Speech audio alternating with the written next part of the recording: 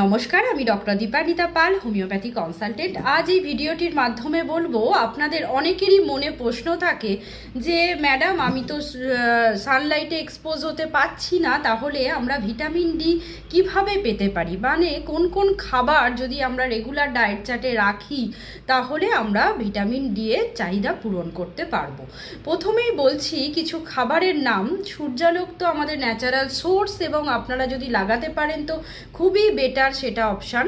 যদি নাই পারেন, কতগুলো খাবারের আমি কথা বলবো, সেগুলোর মাধ্যমেও কিন্তু আপনারা ভিটামিন ডি এর চাহিদা মেটাতে পারবেন।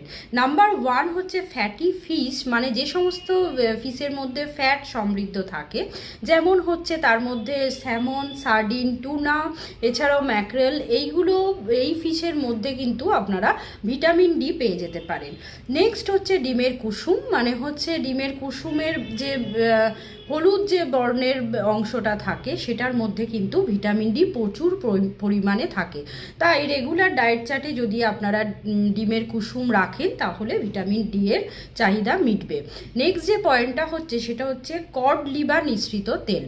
এই কড লিভার থেকে যে তেলটা আপনারা পাবেন সেটাও কিন্তু ভিটামিন ডি এর সোর্স। নেক্সট হচ্ছে বিভিন্ন ফর্টিফাইড ফুড পাওয়া যায়, সেটা দই, পনির, এছাড়াও দুধ, এইগুলোকে ভিটামিন ডি সমৃদ্ধ করে তোলা হয়, ফর্টিফাই করে তোলা হচ্ছে। তার জন্য এই সমস্ত খাবার আপনারা ডায়েট চার্টে রাখতে পারেন। এছাড়াও বিভিন্ন সিরিয়ালকেও এখন দেখবেন, মানে হচ্ছে বিভিন্ন রকম যে খাদ্যশস্য আছে তাকেও ভিটামিন ডি এ ফর্টিফাইড করে তারপর বিক্রি হচ্ছে, সেগুলোও আপনারা ইনটেক করতে পারেন। নেক্সট যে খাবারটা বলবো সেটা হচ্ছে কমলা লেবুর জুস। সেটাও আপনাদের দেখবেন বাজারে অনেক সময় ভিটামিন ডি ফর্টিফাইড পাওয়া যায়, সেক্ষেত্রেও আপনারা সেটা কনজামশন করতে পারেন।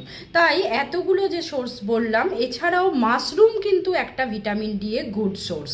তাই আপনারা মাশরুমকে রোদে শুকিয়ে যদি সেই মাশরুমকে আপনারা খাদ্য তালিকায় ইনক্লুড করেন তাহলেও কিন্তু আপনারা ভিটামিন ডিটা পেয়ে যাবেন। এই সমস্ত খাবারগুলো যদি না সূর্যালোক লাগাতে পারেন তাহলে অবশ্যই ডায়েট চার্টে ইনক্লুড করবেন। আর যদি পারেন তাহলে প্রতিদিন যদি 15 থেকে 20 মিনিট আপনারা রোদে বসতে পারেন, অবশ্যই খালি যে স্কিনটা লাগাতে হবে, তাহলে কিন্তু আপনারা ভিটামিন ডি পেয়ে যাবেন। নমস্কার, সবাই ভালো থাকবেন এবং সুস্থ থাকবেন। আশা করি ভিডিওটি হেল্পফুল হবে। যদি হেল্পফুল হয়ে থাকে অবশ্যই শেয়ার করবেন এবং ফলো করে রাখবেন আমার পেজটিকে। ভালো থাকবেন।